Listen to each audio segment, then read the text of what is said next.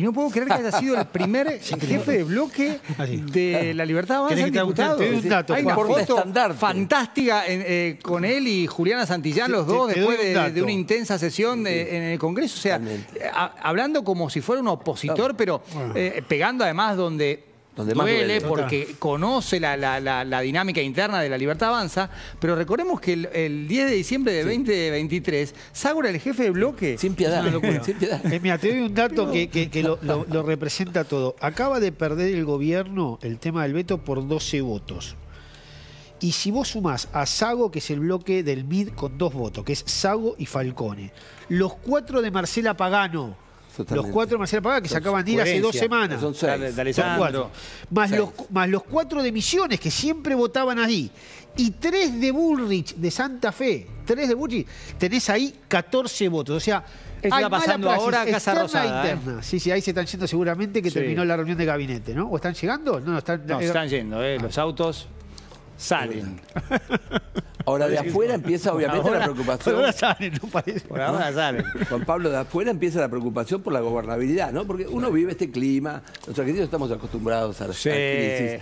Pero afuera, por ejemplo, que tiene un sistema parlamentario en Europa, dice, pero esto fue un voto de desconfianza, ¿no?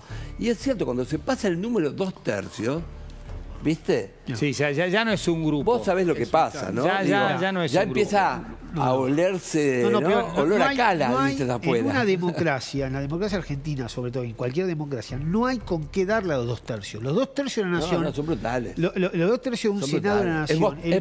Pero es el poder más fuerte que hay en el país. Pero si se está buscando cambiar la ley de DNU para que no sea tan cómodo gobernar vía decreto y que no sea tan complicado dar vuelta un decreto o rechazar un veto. Ahora, Juan Pablo, y está pasando ahora con este Congreso. Yo que fui mufa y estuve en varios gobiernos en crisis, ¿no? Y en crisis brutal.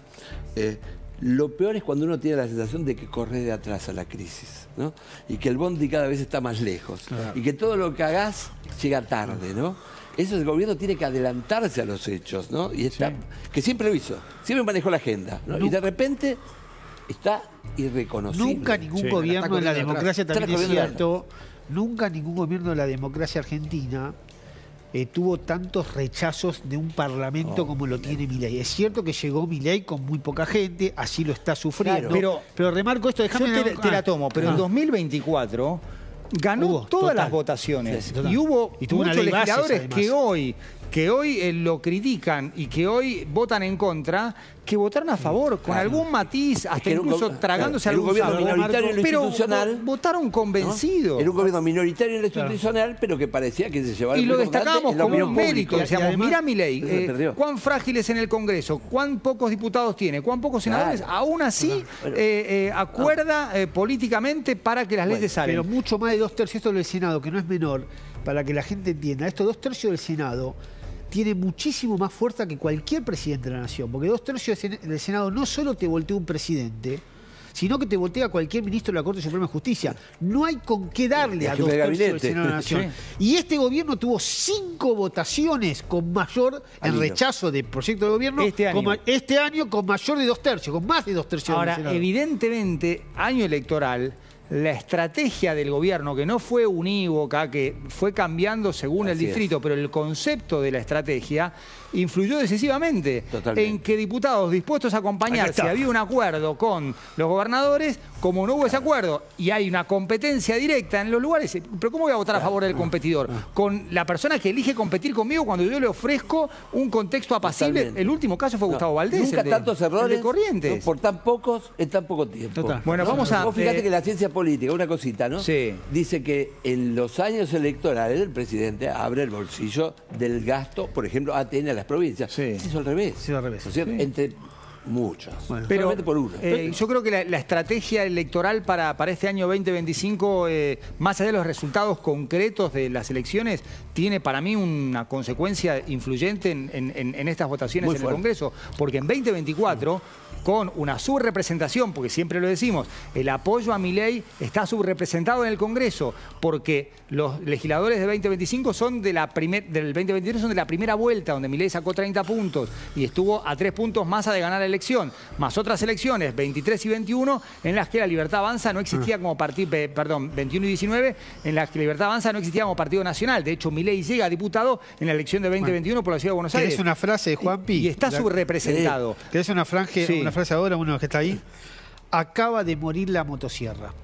Dice, no va a haber más campaña, no vamos a ver más campaña de la Libertad Avanza con la motosierra. Recordemos que en la capital federal ganaron con 30% de los votos, tampoco con una motosierra en la legislatura, en Uspallata. Pero en Argentina, en la puerta de Uspallata, una motosierra. Fueron a hacer con la motosierra así. Bueno, eso no lo vamos a ver nunca más. En Argentina, mayo es sepia. Mayo son los tres chiflados viendo a Biondi, o sea, olvídate. Siglo XVIII, mayo de 2025. Carola Suárez, en otro lugar, cubriendo las repercusiones de lo que ha pasado en el Congreso. ¿Con quién y dónde estás, Carola? Que claramente recién empieza a desconcentrarse y vamos a hablar con Jorge Anro. Él es de la Federación Nacional de Trabajadores Universitarios y vamos a preguntarte, en realidad, sabemos que posterior a la aprobación, al rechazo en realidad del veto, estuviste arriba del escenario. ¿Qué viste desde arriba? Una plaza repleta de gente con sindicatos y también organizaciones sociales. ¿Cómo viviste el día de hoy? Sí, la verdad que un día histórico, muy emocionado. Estuve representando como secretario adjunto de nuestra Federación de Trabajadores No Docentes de todas las universidades nacionales y estuvimos ahí compartiendo el estrado con los compañeros docentes, los estudiantes, los rectores, científicos, y realmente hemos vivido, como te dije, un momento histórico, porque hoy, más allá de lo que pasó dentro del Congreso, que es importantísimo, el pueblo se sigue expresando. Yo recién escuchaba a tus compañeros hablar de los errores que cometió el gobierno, pero más allá de los errores, el gobierno llegó al poder con un modelo de país a implementar, donde había que destruir el Estado, donde bajo ningún aspecto podía existir la justicia social. Y bueno, y se está demostrando que el pueblo está pensando otra cosa, que el pueblo quiere un país que realmente se pueda vivir dignamente, feliz, y la educación pública en general, y la educación universitaria en particular, es un pilar fundamental para el presente del país y para el futuro de todos los habitantes nuestros, que puedan desarrollarse, crecer en su vida y poder ver a sus hijos y a sus nietos estudiar en la universidad pública. Jorge, ¿dudaron de que en algún momento pudiera no rechazarse este veto? Sí, la verdad que sí, uno estaba preocupado de la mañana, escuchando versiones periodísticas de algunos diputados con los cuales hablábamos, sabíamos que era difícil, sabíamos que puede haber algunos diputados que se dieran vuelta o que se ausentaran, eso pasa, desgraciadamente, pero afortunadamente hoy, tanto en el tema del Garrahan como en el nuestro, fue abrumadora la mayoría. Insisto, los diputados están haciendo lo que el pueblo les manda hacer, que es representar a ellos y a sus opiniones. En las elecciones que se han dado ahora en la provincia de Buenos Aires se ha demostrado claramente. En las elecciones de la capital federal, el gobierno, la Libertad Avanza, sacó el 30% de los votos también, y en varias provincias argentinas pasa lo mismo. Entonces la gente le está diciendo no a este modelo, no a esta forma de gobernar, y sí a la educación pública, a la salud pública, al desarrollo científico, y en definitiva a la grandeza de la patria y la felicidad del pueblo. Lleva un poco de tranquilidad esto, imagino, ¿no? A los trabajadores del ámbito de las universidades. Mirá, estamos viviendo una angustia nunca vivida. Yo soy más de 30 años dirigente sindical, 28 años fui secretario general de APUBA, y con los distintos gobiernos que uno pudo coincidir o no, nunca vivimos un desfasaje como el actual. Los trabajadores docentes y no docentes perdimos un 90% en relación con la inflación, lo que implica un 40% de poder adquisitivo. Y mis compañeros no docentes lo que vieron fue, para explicarlo claramente, podíamos comprar 10 litros de leche para llevar a la mesa de nuestros hogares y ahora podemos comprar 6. Y no teníamos la posibilidad de ahorrar, vivíamos al día, por lo tanto el sufrimiento es muy grande. Yo hoy por hoy mi felicidad es pensar que como dirigente pudimos hacer lo que la gente nos pedía, que es defender su modelo de vida, defender su dignidad, defender a la gente que más necesita. Nosotros en Bahía Blanca, por ejemplo, que vivimos la desgracia y la tormenta, hay compañeros nuestros que viven en situación de calle y no pudieron volver a su hogar y viven durmiendo en la calle.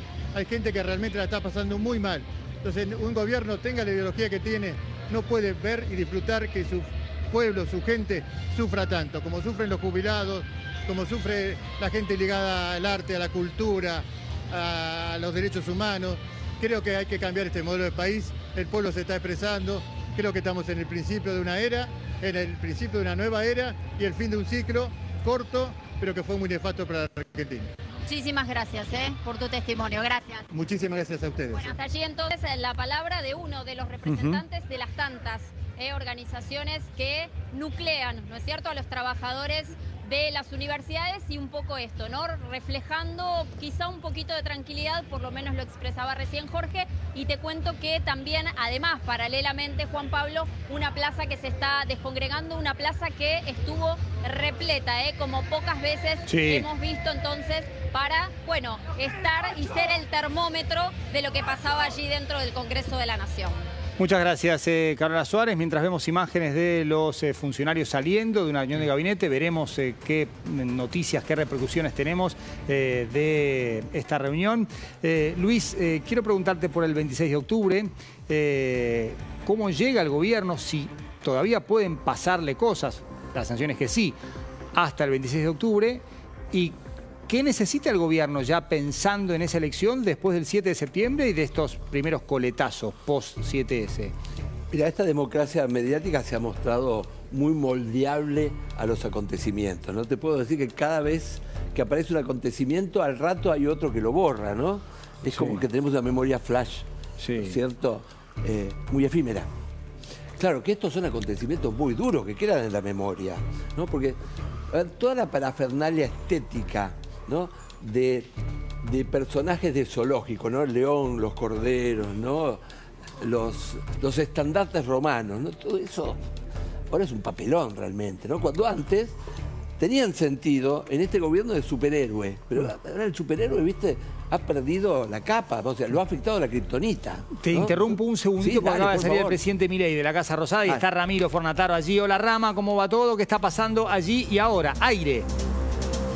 Juan Pablo, equipo, buenas tardes. Sí, recién acaba de salir Javier Milei luego de esta reunión de gabinete que, recordemos, llegó de Paraguay a la 1:30 de la tarde, hora argentina. A las 2:30 ya estaba en la Casa Rosada convocando a esta reunión de gabinete para las 4 de la tarde, y hará media hora se fue primero Patricia Bullrich y luego lo que veíamos antes, el desfile de funcionarios, empezando por ejemplo con el ministro de Economía Luis Toto Caputo, también estaba Federico Sturzenegger, lo propio Luis Petri, Mario Lugones, Mariano Cunio Libarona, y ahora se termina de ir el presidente Javier Milei, seguramente después de una jornada bastante extensa que, como te decía, empezó en Paraguay y luego duró toda su tarde aquí en la Casa Rosada, obviamente siguiendo de cerca el duro revés allí en Diputados, ¿cierto? Es que no solo estamos viendo el duro revés de la parte legislativa, sino que estamos viendo la segunda manifestación, y no sé si la primera,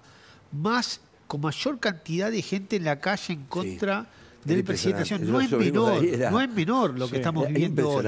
Porque no hubo muchas movilizaciones, pero no hubo ninguna con tanta cantidad de gente, salvo la anterior, cuando Kicillof quiso subirse al escenario. Recuerdan que Kicillof estuvo, no lo dejaron subirse al escenario. Bueno, ahora Kicillof por lo menos estuvo abajo, que podemos hablar un poco de Kicillof. Estuvo hace un ratito con el propio Riquelme Chiquitapia, no sé si la tenías esa. Hubo estandartes sindicales, pero no políticos. Sabía que había estado Tapia, pero no sabía que estaba Román también. Con Riquelme y Tapia hace un ratito, que después vamos a ver alguna cosa. Tapia al respecto, Estoy rechequeando información con algunos acuerdos que hicieron. Sí, el tuit de Tapia tiene que ver con la nueva casa de la Selección Nacional, que va a ser dentro de un rato. Ahora, Juan Pablo, volviendo al tema de octubre, el problema son los condicionamientos que tiene el gobierno, porque tiene dos, como se diría en la teoría, principales, ¿no? Por un lado, obviamente es el electorado, pero guarda que está el condicionamiento del FMI, de los mercados, ¿no es cierto? Pues fíjate lo que le pasó a Macri cuando aflojó con eso, ¿no? Bueno, le dijeron que no a un cheque, ¿no? Entonces digo, tiene que orillar las dos cosas. La Argentina no está bien financieramente. Hoy los bonos bajaron y el techo peleando va a tener. Yo digo, ¿cuál es el límite? Aparte de volver un populismo, perder los tuyos y no ganar los otros, ¿no? Digo, ¿qué es esto? ¿No? Entonces, es difícil, es difícil. Es una noticia en desarrollo, que diría Luis. Un placer que hayas venido. Nos reencontramos pronto.